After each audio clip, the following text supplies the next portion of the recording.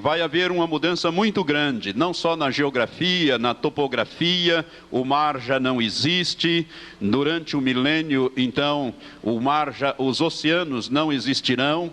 É isto que a Bíblia diz. Nós já demos uma explicação para a igreja, que já falamos sobre isto. E então haverá grandes extensões de terra. A vida vai mudar completamente, as enfermidades desaparecerão praticamente do reino de Cristo aqui. Jesus governará, as pessoas gozarão de uma longa existência, uma longevidade. A Bíblia diz que serão como os dias do meu povo serão como os dias da árvore, 600, 700, 800, 900, quem sabe até 1000 anos, né? Não sei se alguns vão atingir este parâmetro de 1000 anos, mas serão como nos dias antigos, lá dos patriarcas do início do livro de Gênesis, né? Quando Adão viveu 930 anos e morreu fisicamente, e outros que viveram longos períodos. Então haverá longevidade, a restauração da terra, conforme nós já temos falado. A guerra será abolida. Não mais, uma profissão que desaparecerá é a dos militares, né? Não haverá mais exército, polícia, essas coisas, porque as pessoas não usarão mais de violência. Quem vai fazer, vamos dizer assim, quem vai governar a terra é a igreja, são os santos com os anjos.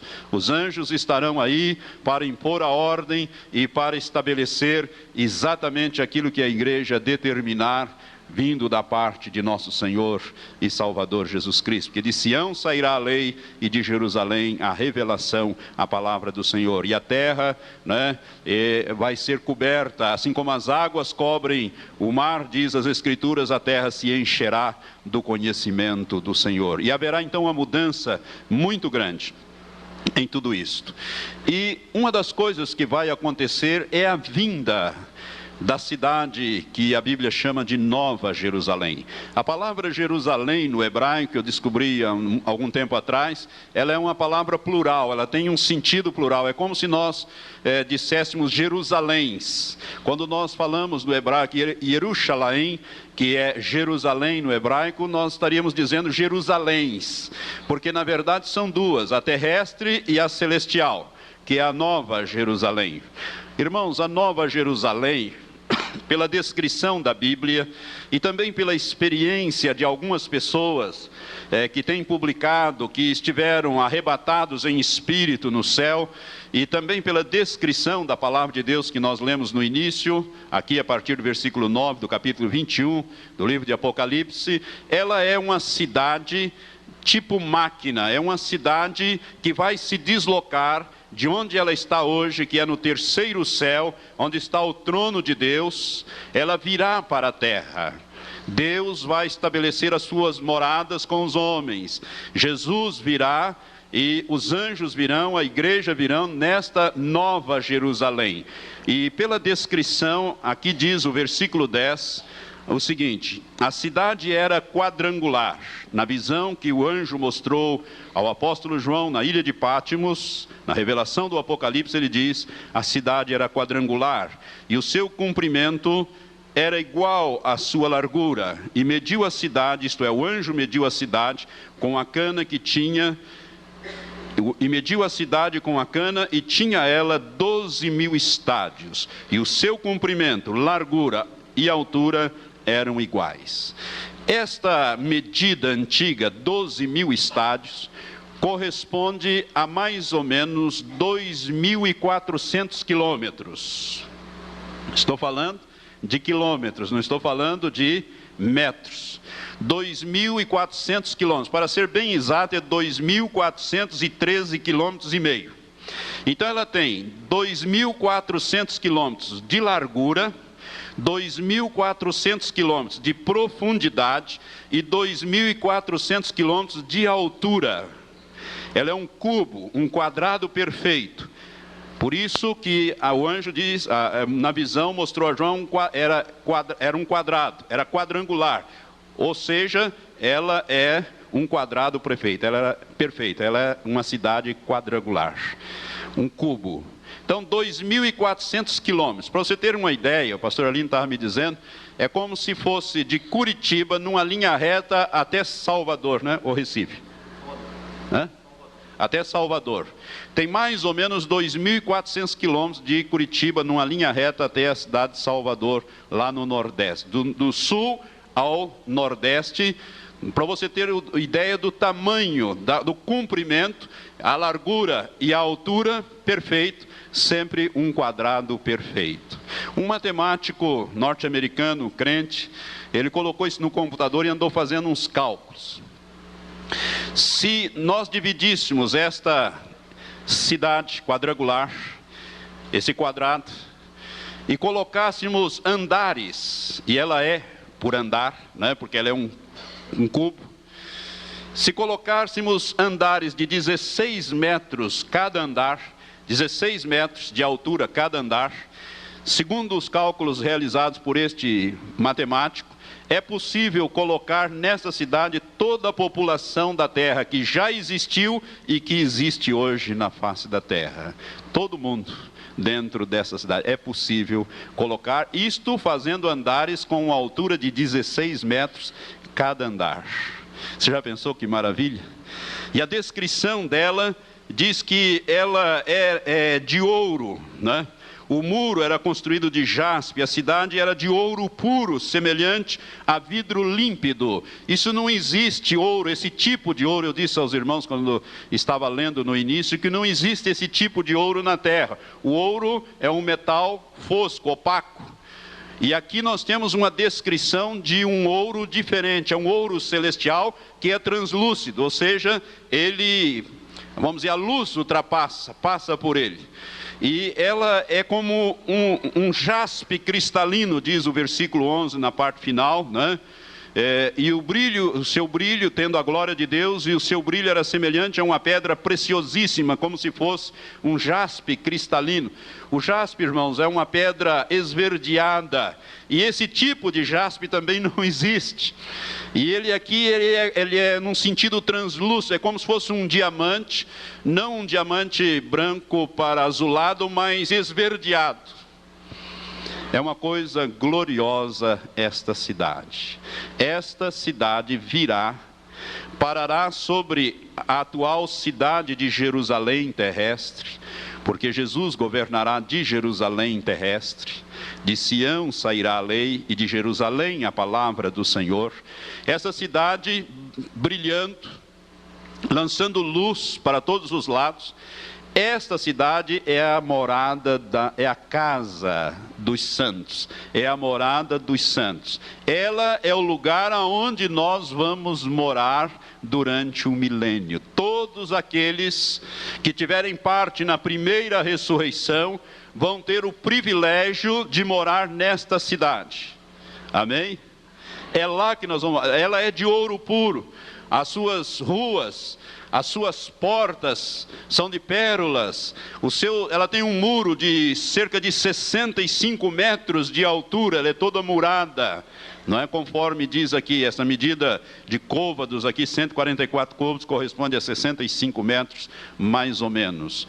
E esta cidade de luz, esta cidade onde não tem a energia elétrica, essas coisas, porque nesta época o sol já terá desaparecido, a lua não dará a sua luz. A Bíblia diz isso em vários lugares. Os irmãos se lembram quando eu falei sobre a grande tribulação, que uma das coisas que vai desaparecer é o sol, não é? Porque a luz, a terra será alumiada por esta cidade.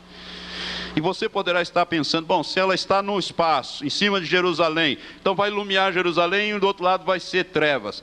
Irmãos, nós não sabemos quando e como isto fará, mas ela iluminará toda a terra. Eu não sei qual o sistema que Deus vai usar. Eu quero dizer a você que eu li o testemunho de um médico, Dr. Percy Collett, que foi missionário durante 50 anos no Alto Amazonas, entre os índios caçadores de cabeça, e ali ele teve, em 1982, um arrebatamento, e ele esteve no céu. O Senhor mostrou a ele o céu, o terceiro céu, e permitiu que ele descrevesse as coisas que ele viu, algumas dessas coisas, não tudo, mas algumas dessas coisas que Paulo, quando esteve arrebatado lá, conforme a descrição que ele dá, se não me engano, no capítulo 12 de 2 Coríntios, ou capítulo 11, 12 de 2 Coríntios, ele não pode descrever as coisas que ele viu, mas Dr. Percy Collett, esse médico, missionário norte-americano, que esteve entre os índios caçadores de cabeça no Alto Amazonas, ele pode descrever, e uma das coisas que ele viu foi o trono de Deus. Ele viu, inclusive, a Nova Jerusalém, esta cidade que está lá nesse terceiro céu e que virá para a terra por ocasião do milênio, quando Jesus vier tomar posse da terra. Pois bem, ali na descrição que ele dá do trono de Deus, ele descreve uma coisa que não existe hoje. Ele diz que a peça mais importante no céu é o trono de Deus. E nunca você dará as costas para o trono de Deus. Porque se você olhar assim, você verá o trono de Deus. Se você virar e olhar para cá, você verá o trono de Deus. Se você olhar para trás, você verá o trono de Deus. Você estará sempre diante do trono de Deus. Então ele descreve uma visão unidirecional. É alguma coisa que a nossa mente tem uma certa dificuldade para entender, mas a presença, o trono de Deus está em todas as posições, de sorte que para onde você olhar, você verá a peça mais importante, o trono de Deus, e Deus está assentado no alto do seu trono. Da mesma forma, essa Nova Jerusalém, ela é uma cidade que vai alumiar toda a terra. A Bíblia diz isto, e ali nós moraremos. Ou seja, nós estaremos governando a terra. Se você, por exemplo, estiver aqui governando o Umuarama, não sei, alguém vai governar o Umuarama, Cruzeiro do Oeste, enfim, porque haverá as nações no milênio. Não se esqueça, as nações andarão na sua luz, diz o texto que nós lemos. E as nações trarão a glória, os reis trarão a glória das nações, a Nova Jerusalém, virão adorar o rei. Né? Nós lemos aqui, está chegando o dia, está chegando a hora, né? Então os inimigos, querendo ou não, eles vão cair. Os principados demoníacos que governam as nações vão deixar de governar, porque vão ser presos e lançados no abismo durante o milênio. E o Senhor governará toda a terra, e nós vamos governar, né? Mas lembre-se que nós teremos corpos glorificados, semelhante ao que Jesus tinha quando ele ressuscitou. Jesus aparecia num lugar e desaparecia, aparecia em outro, instantaneamente. Não havia mais o espaço e o tempo para limitar a sua locomoção, o seu transporte. Assim seremos nós. Então estaremos aqui, eventualmente alguém estará aqui em Umuarama governando, e de repente ele vai estar na Nova Jerusalém, lá, vamos dizer assim, com o Senhor, ou enfim, vai estar lá por uma ou outra razão, ele é convocado até a Nova Jerusalém. Mas a Nova Jerusalém é a morada dos santos. Durante o milênio, as pessoas que entrarem vivas vão morar aqui na terra. E nós vamos governar essa terra e transformar completamente esta terra. Uma tecnologia nova, construções novas. Uma das coisas que o Dr. Percy Collett fala é que ele conhece as grandes construções do mundo, como Taj Mahal na Índia e outras grandes construções, e ele diz, olha, isto é ridículo perto dos edifícios do céu.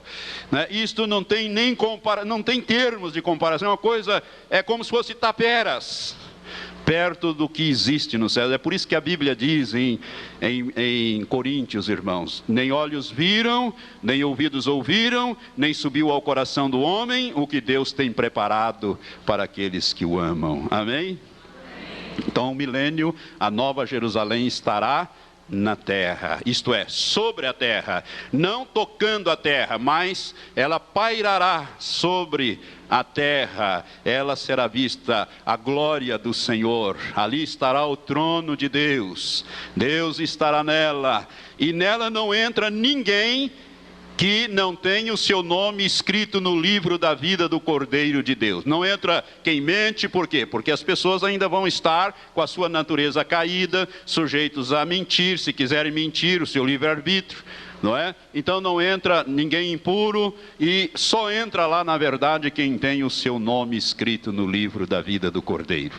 E para você ter o seu nome escrito, você precisa receber Jesus como Senhor da sua vida. Amém? Então a Nova Jerusalém aqui estará, e nós vamos ter um acesso livre e vamos estar com o Senhor, reinando e governando sobre a terra, dentro daquelas missões que Deus estabelecerá para nós, e aí estaremos aprendendo a governar e a reinar, porque fomos comprados para ser reis e sacerdotes e para reinar sobre a terra durante o governo milenial. Eu disse também no último domingo algumas coisas, como seria o governo, e algumas pessoas, mas não vai poder fazer isso. Mas eu quero dizer, irmãos, que a nossa posição é completamente diferente. Nós vamos ter tudo que nós pudermos imaginar. Nós vamos estar na Nova Jerusalém. Você acha que falta alguma coisa lá? Tem alguma coisa ruim? Ou alguma coisa que não sirva lá? Não. Tem tudo para nós. Agora, os que estiverem sobre a terra, eles vão ter que aceitar o senhorio de Jesus, o governo de Jesus, as leis de Jesus. E eu disse que uma das primeiras coisas que eu acho que o Senhor vai dizer para aquele que vai governar o Brasil é: extinga o carnaval. Não tem mais carnaval. Eu quero dizer para você que muita gente que vai entrar vivo no milênio não vai gostar disso. Se um governo resolver baixar uma medida provisória, extinguindo os 4 dias de carnaval aí, que agora lá no Nordeste eles fazem muito mais que 4 dias, o que vai acontecer com esse governo? Eu creio que ele vai cair no dia seguinte, né? Ou a medida com toda certeza cairá. Então, irmãos, vai haver um certo descontentamento com o governo de Cristo, com as leis de Cristo, com a vara de ferro que o Senhor imporá. E o resultado disso é que ao longo desse período de 1000 anos, pessoas entrarão vivas, morrerão, outros nascerão e morrerão no milênio, né? Então, ao longo desse período, muitas pessoas vão, lá no íntimo, no coração, se colocar contra o Senhor. E agora vamos no livro do Apocalipse, o capítulo 20. E vi descer do céu um anjo que tinha a chave do abismo e uma grande cadeia na sua mão. Ele prendeu o dragão, a antiga serpente, que é o diabo e Satanás, e o amarrou por 1000 anos. Lançou-o no abismo, o qual fechou e selou sobre ele, para que não mais enganasse as nações, até que os 1000 anos se completassem. Agora observe esta frase. Depois disso, isto é, depois dos 1000 anos, é necessário que ele seja solto por um pouco de tempo. Agora o versículo 7. Ora, quando se completarem os 1000 anos, Satanás será solto da sua prisão e sairá a enganar as nações que estão nos 4 cantos da terra, ou nos 4 ângulos da terra, isto é, em todas as partes, Gog e Magog. Esta expressão Gog, na língua súmeri, significa trevas, e Magog, terra das trevas. Ou seja, estes que estão ainda em trevas, né? Cujo número é como a areia do mar, a fim de ajuntá-las para a batalha. Ou seja, ele sairá para enganar as nações. Nações existirão durante o milênio. Pessoas descontentes, quando Satanás for solto depois dos 1000 anos, por um pouco de tempo, não sabemos quanto tempo, se serão poucos anos, 50 anos, 100 anos, não sabemos quanto vai ser esse tempo, a Bíblia não diz, mas é necessário que ele seja solto. E ele vai achar tanta gente descontente com o governo de Cristo, não obstante tudo isto que será uma maravilha, a restauração da terra, não é? Todas estas coisas maravilhosas em face deste sentimento que o ser humano tem, egoísta que ele é, sempre achando que ele é o centro de tudo, e eu não gosto disso, eu não aceito isso, eu não quero aquilo. Muita gente vai estar descontente com o governo de Cristo. E Satanás, então, Deus vai usar Satanás pela última vez para funcionar como um imã. Ele vai atrair a ele estas pessoas. É mais ou menos quando você mistura muitos metais, e metais preciosos e não preciosos, e você quer tirar a sujeira, então, aquele ferro, aquelas coisas, você usa um imã, e o que acontece? Aqueles metais como ferro, etc., que não são coisas preciosas, então, são atraídos pelo imã, não é verdade? A mesma coisa, Deus vai usar Satanás, e ele vai atrair a ele estas pessoas descontentes. E a Bíblia diz que serão como a areia do mar. Ou seja, isto dá uma ideia do grande número. Por quê? Sabe por quê, irmãos?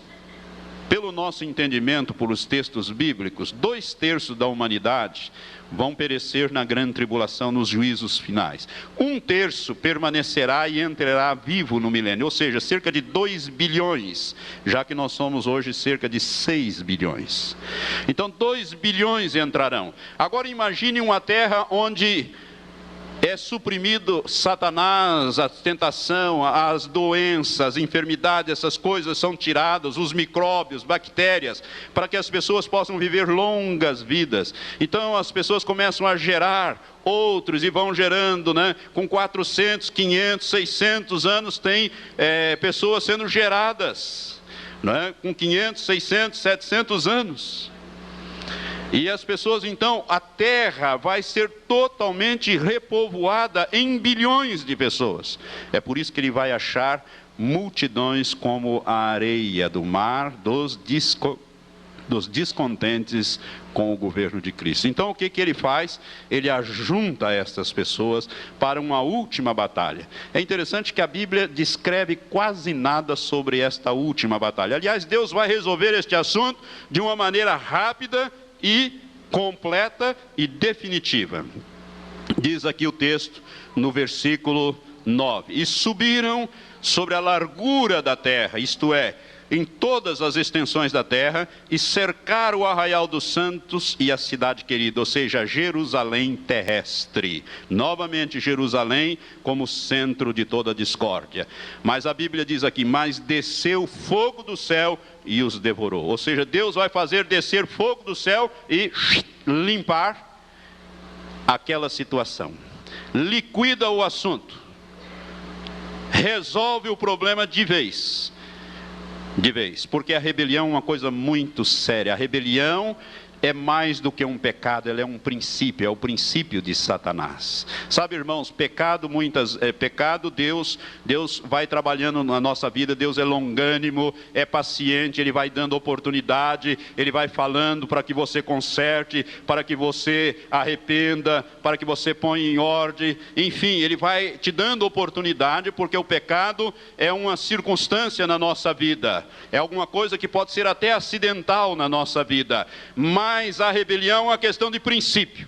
E Deus sempre tratou a rebelião radicalmente e até a raiz e na hora. Porque você pode ser uma pessoa salva, ser cheio do Espírito Santo, ter dons, falar em línguas e tudo mais, em línguas estranhas.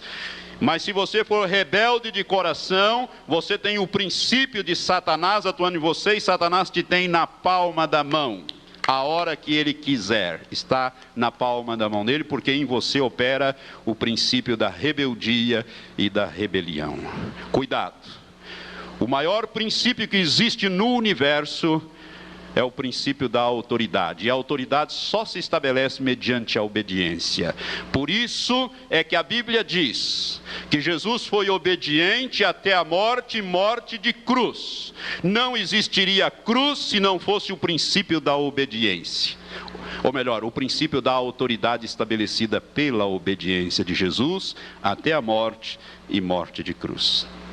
Então é muito sério o problema da rebelião. E Deus sempre tratou a rebelião de uma maneira radical. E Deus vai tratar agora com estes últimos aqui, estes que são como a areia do mar, diz a palavra. Ele vai fazer com que Satanás os aglutine e venha, e ele resolve essa situação. A partir daí nós entramos então no juízo final. Estabelece aqui o julgamento do grande trono branco. Versículo 11, acompanhe a leitura comigo. E vi um grande trono branco, o que estava sentado e o que estava sentado sobre ele, de cuja presença fugiram a terra e o céu, e não foi achado lugar para eles. Ou seja, nada vai escapar em todo o universo do julgamento de Deus.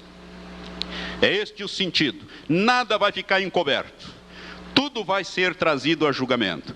E vi os mortos, grandes e pequenos, em pé diante do trono. No meu entendimento, grandes e pequenos aqui não se trata de pessoas de maior ou menor expressão social, mas sim, aqui está falando de pessoas que morreram com mais adultos ou crianças, ou mais crianças, grandes e pequenos, em pé diante do trono. E abriram-se uns livros, e abriu-se outro livro, que é o da vida. E os mortos foram julgados pelas coisas que estavam escritas nos livros, segundo as suas obras. O mar entregou os mortos que nele havia, e a morte e o inferno, ou o Hades, a minha tradução diz o Hades, que significa o inferno aqui, e a morte e o inferno entregaram os mortos que neles havia, e foram julgados cada um segundo as suas obras. E a morte e o Hades, que é o inferno, foram lançados no lago de fogo. Esta é a segunda morte, o lago de fogo. E todo aquele que não foi achado inscrito no livro da vida foi lançado no lago de fogo. Irmãos, aqui eu quero ministrar então o que vem a ser este juízo do grande trono branco. Nós estamos aqui diante da segunda ressurreição. Os irmãos se lembram que eu falei da primeira ressurreição, que vem em 3 fases. Jesus, as primícias, e com eles os santos que ressuscitaram com ele. Depois, a segunda fase, o arrebatamento da igreja. A terceira fase, os que morreram durante a grande tribulação, que foram mártires durante a grande tribulação. Todos estes vão participar, então, encerro ali a primeira ressurreição. E a Bíblia diz, bem-aventurado e santo é aquele que tem parte na primeira ressurreição. Sobre eles não tem poder a segunda morte, que é este julgamento aqui. Então, todos aqueles que passaram pela primeira ressurreição já estão nos seus corpos definitivos, já foram julgados, enfrentaram o tribunal de Cristo, de 2 Coríntios 5:10, que eu já falei aos irmãos. Já passaram pelo tribunal de Cristo, já foram julgados, não para serem condenados, mas para se estabelecer qual é a sua posição mediante os galardões, qual seria a posição de cada um no reino de Deus. Amém? Você ou já é corpo, ou é sacerdote, né? Vai ser como os levitas, enfim, aquilo que eu já expliquei aos irmãos, já passaram pela primeira ressurreição. Aqui, o juízo do grande trono branco vem então a ser a segunda ressurreição. Lembre-se que ressurreição é sempre do corpo, já que o espírito e a alma não morrem. Apenas o corpo se deteriora, se desfaz, e a ressurreição então se refere ao corpo. O homem, para estar completo, ele tem que ter espírito, alma e corpo. Então, todas as pessoas que já viveram um dia sobre a face da terra vão ressuscitar. Se não tiveram parte na primeira ressurreição, vão ressuscitar agora, por ocasião do juízo do grande trono branco. Esta é a segunda ressurreição de que Jesus fala em João, no capítulo 6, a ressurreição do juízo. Então as pessoas vão ressuscitar, e aqui há uma diferença. Eles vão receber corpos imortais. Toda vez que ressuscitam, recebem corpos imortais. Os que participam da primeira ressurreição, ao ressuscitar, receberam corpos imortais. Agora, os que vão participar da segunda ressurreição, ao ressuscitarem os seus corpos, eles também serão imortais. Mas há uma diferença entre os da primeira e os da segunda ressurreição. Os da primeira receberão corpos imortais e glorificados, semelhantes ao corpo que Jesus tinha. É por isso que o capítulo 3 de Filipenses, os 2 últimos versículos diz: a nossa pátria está nos céus, de onde nós aguardamos o Salvador, o Senhor Jesus Cristo, que transformará o corpo da nossa humilhação para ser conforme ao corpo da sua glória.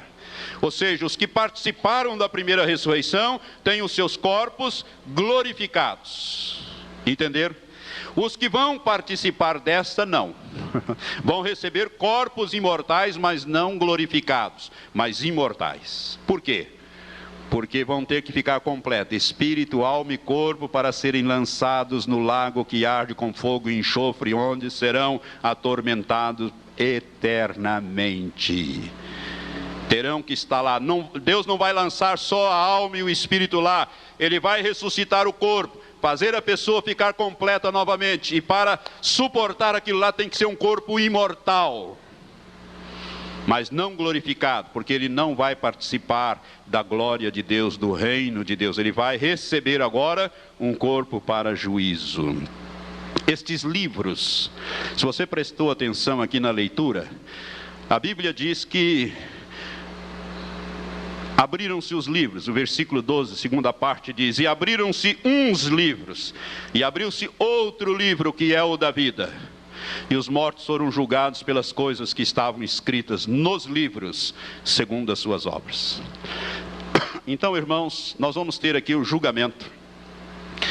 Tudo que os homens fizerem, interessante, Jesus diz, toda palavra torpe que os homens disserem, vão ter que dar conta no dia do juízo. É esse dia aqui.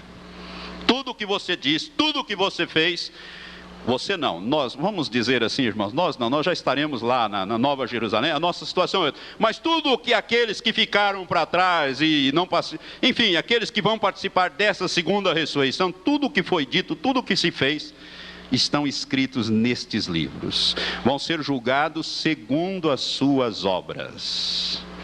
Por quê?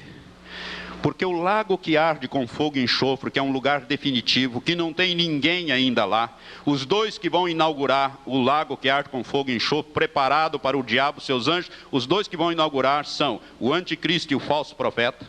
E depois do milênio, depois desta última solução de Deus aqui, que desce fogo, o diabo e os anjos caídos também vão para lá. E para lá também irão todos os que não têm o seu nome escrito no livro da vida do Cordeiro. Então lá vai ter graduação. Por quê? Porque é segundo as suas obras. Eu creio que Adolf Hitler vai mais fundo, vai sofrer mais. É interessante, uma vez Jesus disse que aquele que soube a vontade do seu Senhor e não a fez, será castigado com muitos açoites. Então há uma graduação, assim como há uma graduação no reino de Deus, alguns vão herdar o reino numa posição e outros em outra posição, também há lá no sofrimento graduações. Adolf Hitler vai mais fundo do que aquele que simplesmente rejeitou a Jesus Cristo como Senhor. Tomou uma decisão de não aceitar Jesus como Senhor e Salvador. Então este vai ter uma posição. Agora aquele outro que, além de não fazer isso, praticou aquelas desgraças todas, vai descer mais. Vai ficar mais no fundo desse sofrimento. Vai ter um sofrimento maior. Irmãos, é isto que a Bíblia ensina aqui a respeito das coisas que estão escritas nos livros. E diz, o mar entregou os mortos que nele havia, e a morte e o Hades entregaram os mortos que neles haviam, e foram julgados cada um segundo as suas obras. Cada pessoa vai ser julgada. Mas aí surge uma pergunta interessante. E o livro da vida? O que ele está fazendo aqui?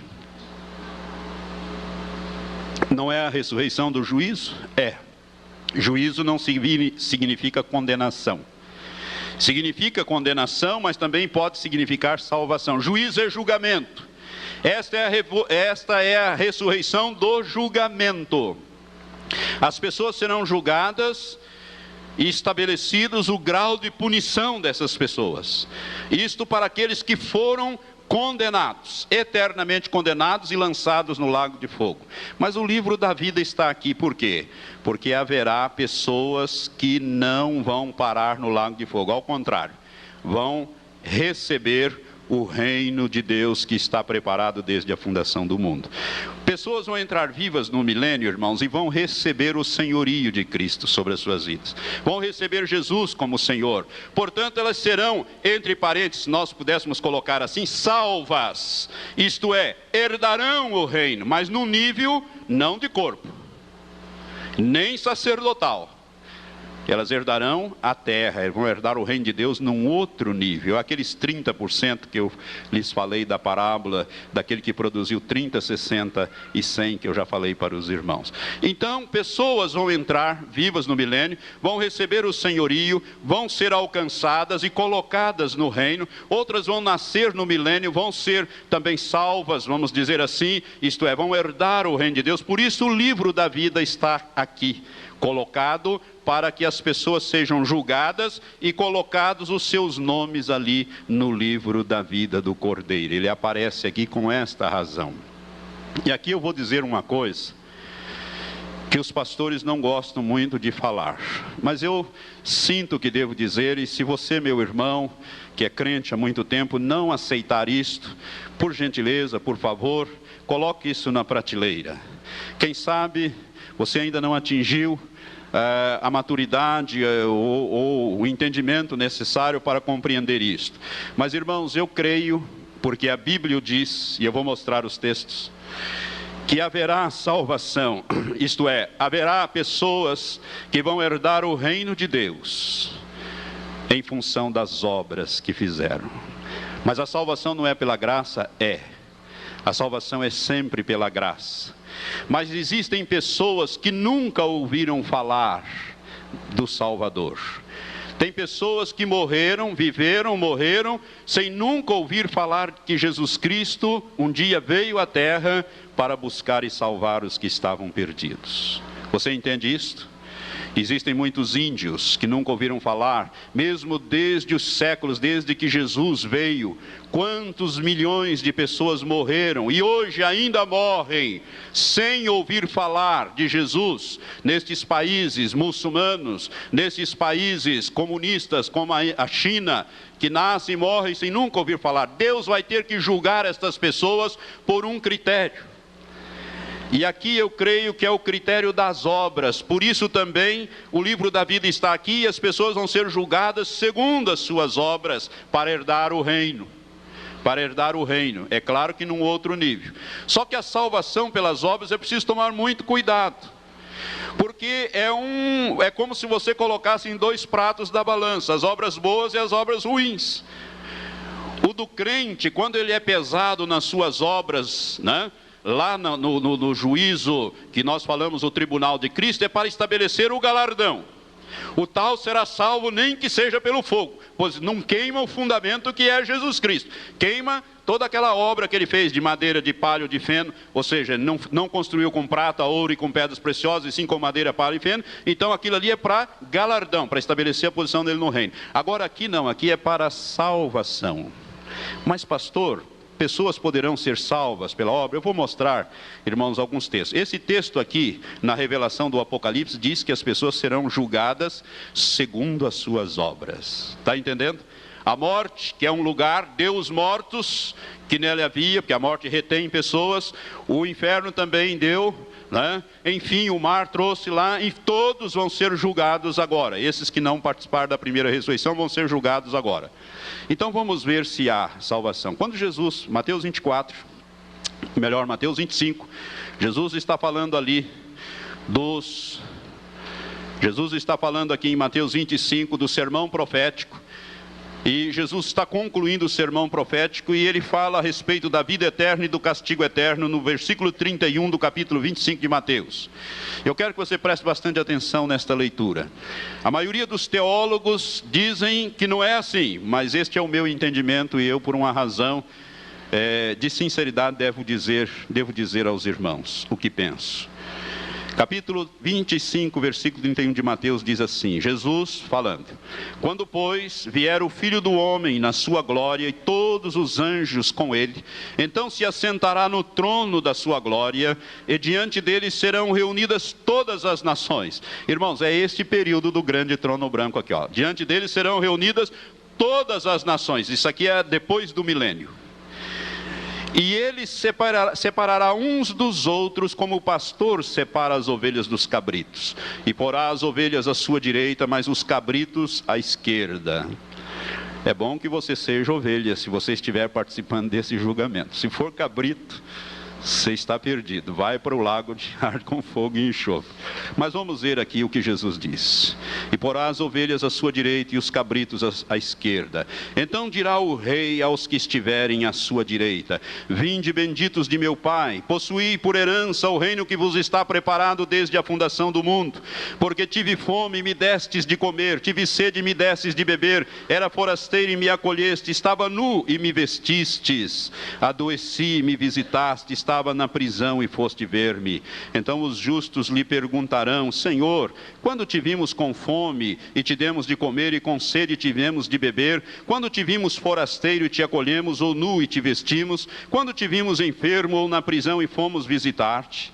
E responder-lhe-á o rei: em verdade vos digo que sempre que fizestes a um desses meus irmãos, mesmo os mais pequeninos, a mim o fizestes.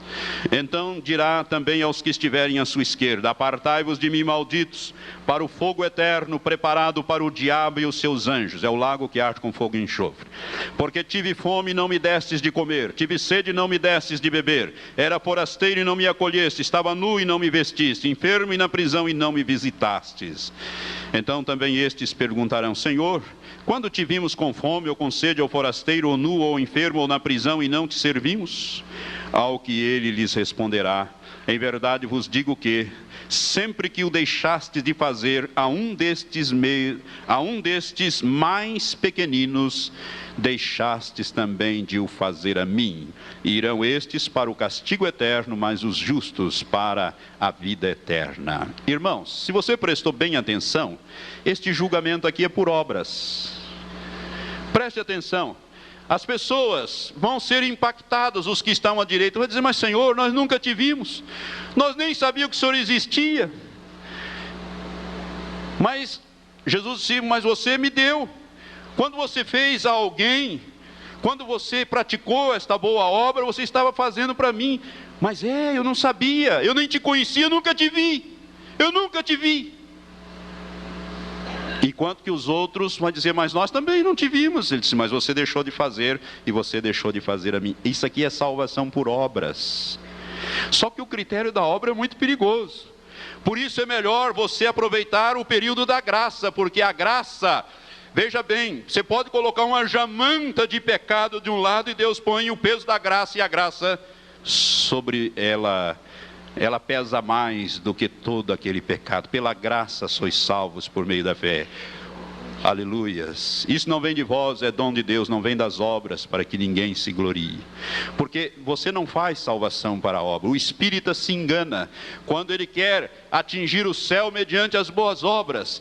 Eu quero dizer para você que essa salvação por obras aqui é para aquelas pessoas que desconheciam Jesus, não sabiam nada de Jesus, nunca viram nem ouviram falar de Jesus, mas praticaram. Irmãos, existem no mundo pessoas boas, que são por naturezas boas. É por isso que Jesus disse em Mateus capítulo 5, lá quando ele fala do sermão profético, ou melhor, do sermão das bem-aventuranças, ele diz no capítulo 5, ele diz assim, versículo 3: bem-aventurados os humildes de espíritos, porque deles é o reino dos céus. Bem-aventurados os que choram, porque eles serão consolados. Bem-aventurados os mansos, porque eles herdarão a terra. Bem-aventurados que têm fome de justiça, porque eles serão fartos. Bem-aventurados os misericordiosos, porque alcançarão misericórdia. O que essas pessoas fizeram?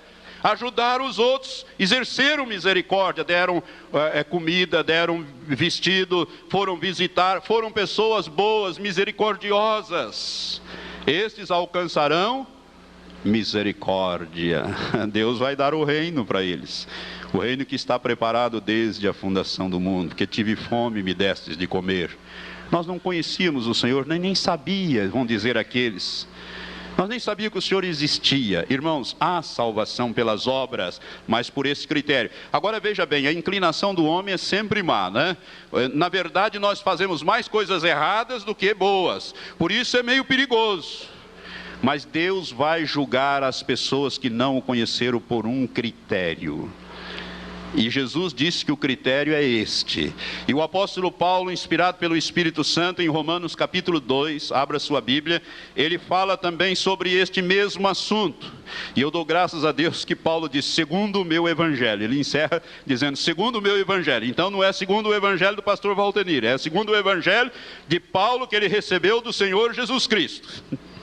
Então diz aqui, veja, capítulo 2, a parte final, eu quero ler...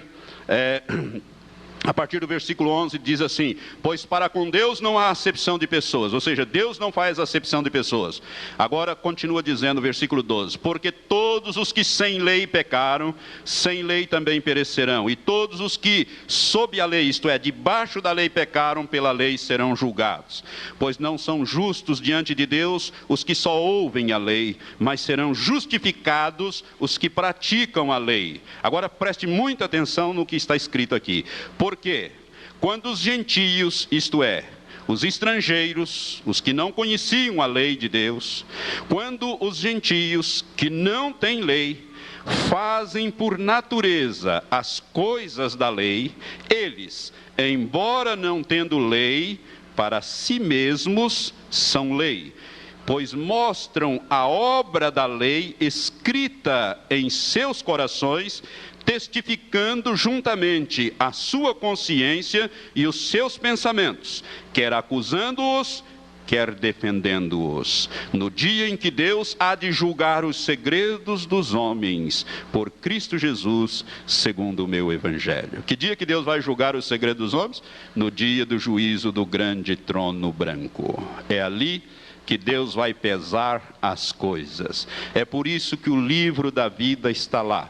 Irmãos, eu creio, os pastores não pregam porque nós estamos vivendo num período da graça e a salvação é pela graça. Agora, para uma pessoa que nunca ouviu, não conheceu a graça, Deus vai julgá-lo pelas obras. Pelas obras. Por isso as coisas que estão escritas no livro, esses livros são trazidos lá para julgamento, e as pessoas serão julgadas segundo as coisas que estão escritas neste livro. Deu para você entender? E eu creio, irmãos, que nós vamos ter muitas surpresas, muitas e boas e agradáveis surpresas. As pessoas, eu creio até, e aqui é um entendimento meu, eu creio até porque, veja bem, Deus é um justo juiz, Deus jamais condenará um inocente, não é verdade? Um juiz não condena um inocente. Eu não posso condenar alguém, eu como juiz, alguém que fez alguma coisa sem saber que aquilo era errado, não é verdade? Deus também exercerá isto. Por isso, Deus colocou em cada ser humano, independentemente de tudo, a noção do bem e do mal, do certo e do errado. E Ele vai julgar segundo o proceder de cada um. Então eu creio, inclusive, que aquelas pessoas que nunca entenderam o plano de salvação, nem sabiam que eram pecadores ou coisas assim, Deus vai dar esta oportunidade de julgá-los pelas obras. Agora, por favor, por misericórdia, não diga que o pastor está pregando a salvação pelas obras. O evangelho aqui é de Paulo. Desculpe-me falar tão alto. O evangelho é de Paulo, e ele o recebeu do Espírito Santo, do Senhor através do Espírito Santo. E a palavra que eu li em Mateus 25 é do Senhor Jesus Cristo. E a revelação, o anjo trouxe a João lá na ilha de Patmos. Portanto, não é minha, eu apenas estou entendendo de que haverá. Mas a salvação hoje, nos dias que correm, é pela graça. Quem rejeitar a graça, não há salvação mais para ele. Mas aqueles que nunca ouviram falar do autor da graça, estes terão a oportunidade de serem julgados segundo as suas obras. Irmãos, uma vez feito este julgamento, aquele que não teve o seu nome escrito no livro da vida, este tal foi lançado no lago que arde com fogo e enxofre, que é a segunda morte, a separação definitiva de Deus. E estes serão atormentados eternamente. A Bíblia diz isto com muita clareza em vários textos. Essas pessoas não serão aniquiladas como ensinam algumas seitas que se dizem cristãs. Não, a Bíblia diz que serão atormentadas pelos séculos dos séculos, diante do Cordeiro e também dos anjos. E ali estarão para sempre, longe e em eterno sofrimento.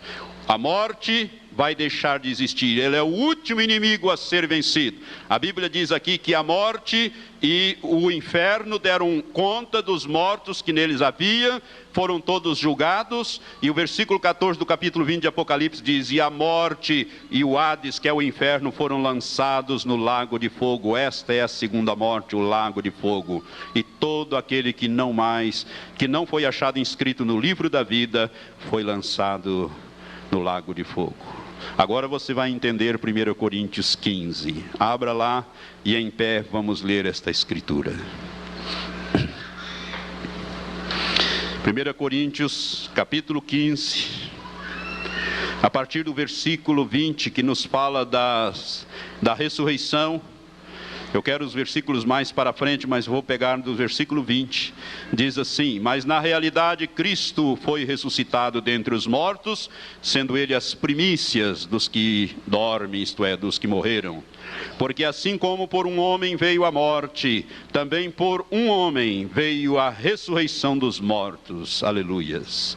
Pois como em Adão todos morrem, do mesmo modo em Cristo todos serão vivificados. Todos serão vivificados. Cada um, porém, na sua ordem. Cristo as primícias, depois os que são de Cristo na sua vinda. E então virá o fim, quando ele entregar o reino a Deus o Pai, quando houver destruído todo o domínio e toda a autoridade e todo o poder, isto é, todo o reino de Satanás e dos homens, pois é necessário que ele reine, isto é, que Jesus reine, até que haja posto todos os inimigos debaixo de seus pés. Ora, o último inimigo a ser destruído é a morte. Pois se lê: todas as coisas sujeitou debaixo dos seus pés. Mas quando diz, todas as coisas lhe estão sujeitas, claro está que se excetua aquele que lhe sujeitou todas as coisas, ou seja, a pessoa de Deus. E quando todas as coisas lhe estiverem sujeitas, então também o próprio Filho se sujeitará àquele que todas as coisas lhe sujeitou, para que Deus seja tudo em todos. Aqui entra a eternidade. O próprio Filho, depois de sujeitar todas as coisas, todo o reino, tudo no universo, ele próprio se sujeita ao Pai. E aí então começa a eternidade. As pessoas que entrarem, que estiverem vivas e que tiverem os seus nomes escritos no livro da vida, vão entrar então na imortalidade, vão ganhar corpos imortais e a morte não existirá mais. Irmãos, sabe o que é isto? As pessoas não morrerão mais, vão viver eternamente, sem doença, sem nada. É isso que Deus está dizendo. Agora eu quero que você volte no livro do Apocalipse, no capítulo 21, nós vamos ler para encerrar essa ministração.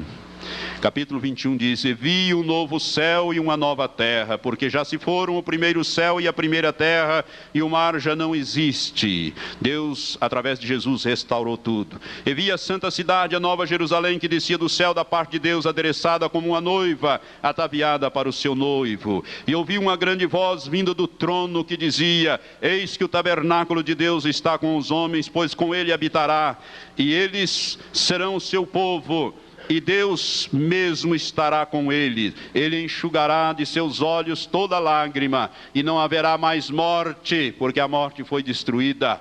Não haverá mais pranto, nem lamento, nem dor, porque já as primeiras coisas são passadas. Entramos na eternidade. Aleluias. E o que estava sentado sobre o trono diz: eis que faço novas todas as coisas. E acrescentou: escreve, porque estas palavras são fiéis e verdadeiras. Disse-me ainda: está cumprido.